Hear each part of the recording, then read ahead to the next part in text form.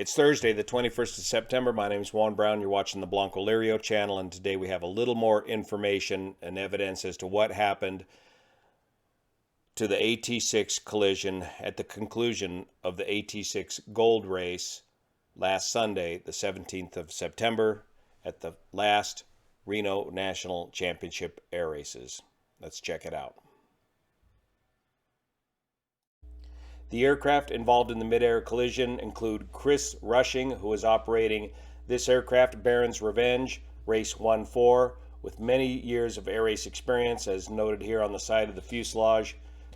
Chris won the gold race and was the lead aircraft in the pattern to land. The second aircraft involved in the collision was Nick Macy from Tule Lake, California, owner of Macy's Flying Service, flying 6 Cat, an AT-6 that's been around at the Reno National Championship Air Races since at least 1986. Both very experienced pilots here at the Reno National Championship Air Races.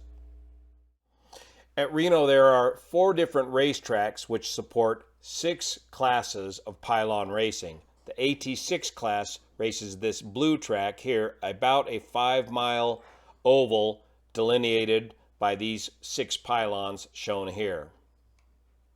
Now, to give you the lay of the land here at the Reno National Championship Air Races, this is runway 08, the east-west runway, and 26. There's also a north-south runway and several old runways and taxiways that can be used in the event of an emergency. The home pylon is located right about here, and the grandstand's located right along in here. The downwind pattern for the AT-6s and for most aircraft for runway 08 is a left-hand orbit that extends out to the west over here. The Reno Air Race Association owns thousands of acres of land delineated by a fence line which separates the air race property from the private properties to the west. So the left base entry does take aircraft over these private properties. And during this event, there was a live stream being broadcast that we're going to look at here, and that live stream broadcaster, Brian, was located right up in this section of the neighborhood along the fence line of the air race property. And this mid-air collision occurred as the aircraft left the racetrack and went immediately into the left downwind pattern to come in and land on runway 08. And the mid-air collision occurred just as the aircraft were leaving the downwind pattern and starting their base leg just about overhead where this live broadcast was being videotaped. So with permission, we're going to show you some of Brian Murray's live broadcast that he did from the Valley of Speed, that neighborhood I just showed you off to the west side of the air races, where he did a great job capturing these races and most importantly capturing the communications between the racers. He did not catch a video of the actual collision, however, you can hear the audio.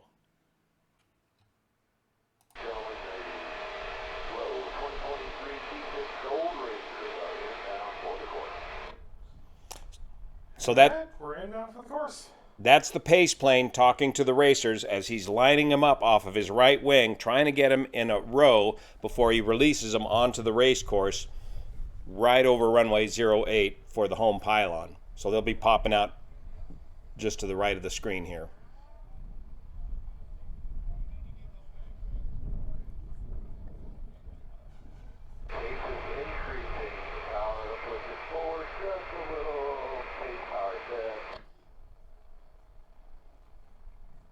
All the racers are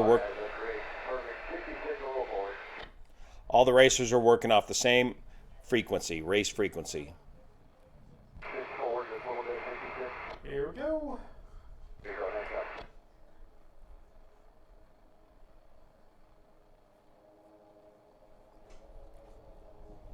Here we see the pace plane with the smoke on, with the aircraft lined up off of his right wingtip, as they are now allowed to just dive down on the course, and everybody heading for that first pylon. 6 aircraft in an 8-lap race. This is the tightest part of the race. This is the most likely place for a mid-air collision, as all 6 of these aircraft are all vying for position on that home pylon. And here in the lead we see Baron's Revenge with the pole position. The fastest speed gets the pole position to start the race. Here in the number 3 position is 6 Cat. Eventually he'll work himself up into the number 2 position.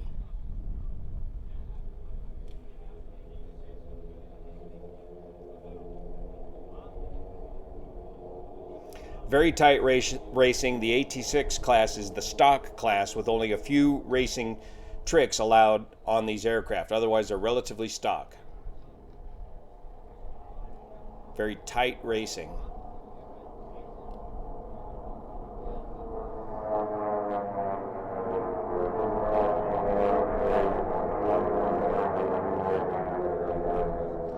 Now listen for some of the communications between these pilots as they talk to each other as they get around to passing one another and giving themselves a heads up.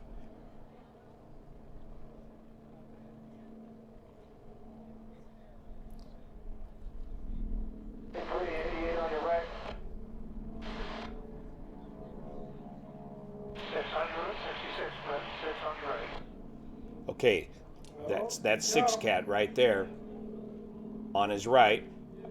It takes him a while to pass the number 2 position, and it takes a good 6 to 10 miles an hour additional speed to pass somebody, because you always have to pass them to the high and outside of the turn. You can never, ever, ever pass somebody on the inside of the turn. You can only pass them on the outside.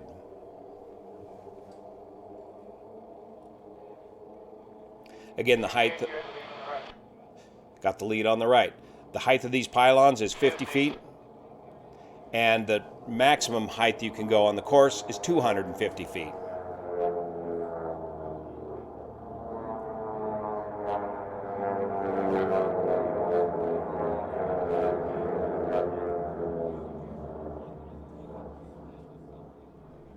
So now let's work our way up towards the end of the race.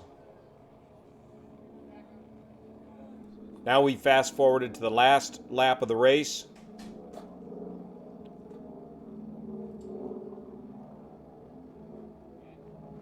You'll get him here.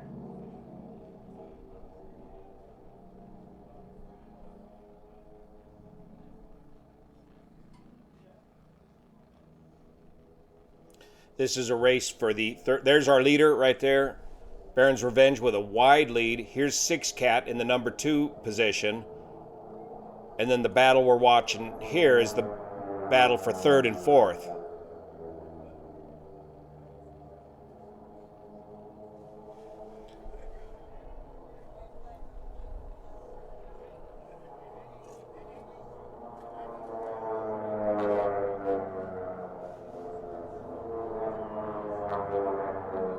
It's white flag.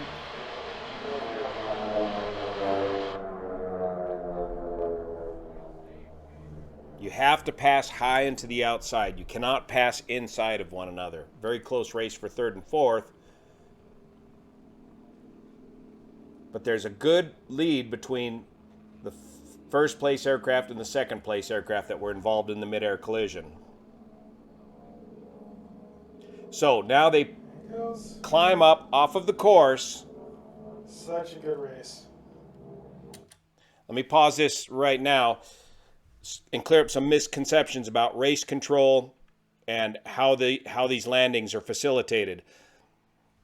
The landing clearances are done similar to that of a CTAF, or Common Air Traffic Advisory Frequency. The pilots maintain their own separation and maintain their own landing clearances. So you'll hear them on the radio here call their positions just as if they were at an uncontrolled airfield. Race control or the tower does not specifically clear each racer to land. To do so would just simply take too much time and this has been done for years. When I was racing biplanes, we didn't even have radios. It was simply imperative that you maintain visual contact with your interval, the aircraft ahead of you, from which you're going to land behind. Now, the racers have the option to climb up and do a cooling pattern. That would be an additional 1,000 feet above pattern altitude, so about 2,000 feet above the race course. They could orbit overhead and take as long as they want to cool down their engines before they come into the landing pattern and land. But in this case, on this race, it sounds like the first couple of aircraft headed right into the landing pattern as soon as they cleared the race course from this race. Let's check it out.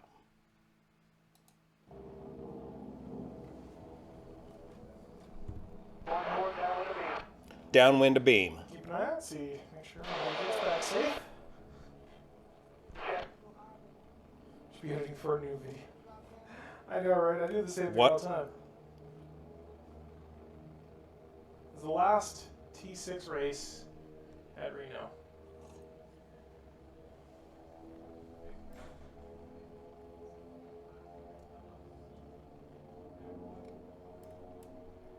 Race 6 is downwind of you. 1-4 base for gear. 1-4 base and gear. That's our lead aircraft.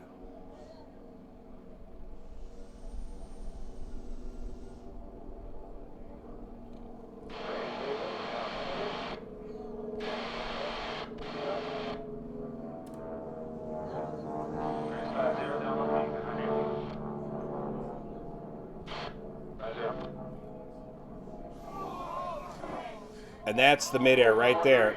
We just saw a shadow going across the ground there, and the midair occurred just off to the right of this camera position.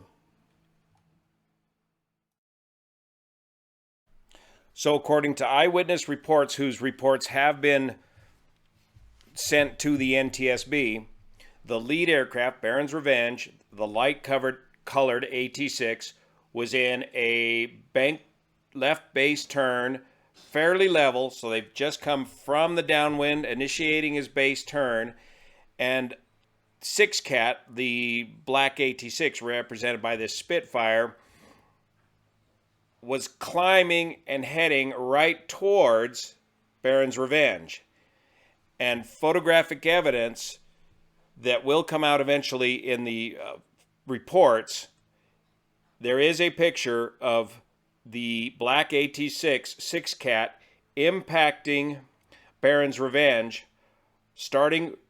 propeller starting at the left aileron, removing the left aileron, pushing the aircraft out of the bank and into a position like this, and impacting right about here at about this angle, completely severing the tail off of the lead aircraft, Baron's Revenge. Baron's Revenge AT-6 fell straight down. 6-Cat continued up some distance before falling to the ground. And that's the part that I witnessed a couple mile or so away back at the grandstands. All I saw was a black AT-6 falling out of the sky like this at a bit of an angle, and it appeared to me that both wings and the tail were still on the aircraft. I did not witness the collision. I had no idea why this AT-6 was simply just falling out of the sky nearly straight down as if he'd stalled out of the pattern. But because the Baron's Revenge AT-6 went down so much quicker and earlier, I didn't even see that part of the whole sequence. The aircraft wreckage did land on private property just to the west of this air race property. No injuries on the ground. There's also photo evidence of the lead aircraft, Baron's Revenge, captured just prior to impact, with the tail completely missing off of the aircraft, the left aileron missing, and propeller strikes along the trailing edge of the left wing. This is apparently the wreckage of the 6-Cat, the number 2 aircraft, the black-colored AT-6. Additional factors investigators will be considering is the sun angle at the time of the crash and the light color of the lead aircraft.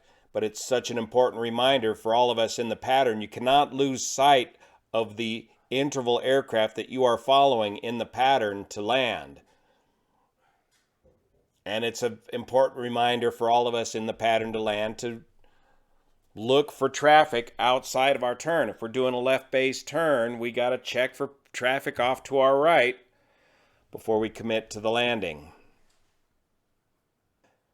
Thank you so much for your support of this channel, especially the folks over on Patreon that make this sort of content possible. See you here.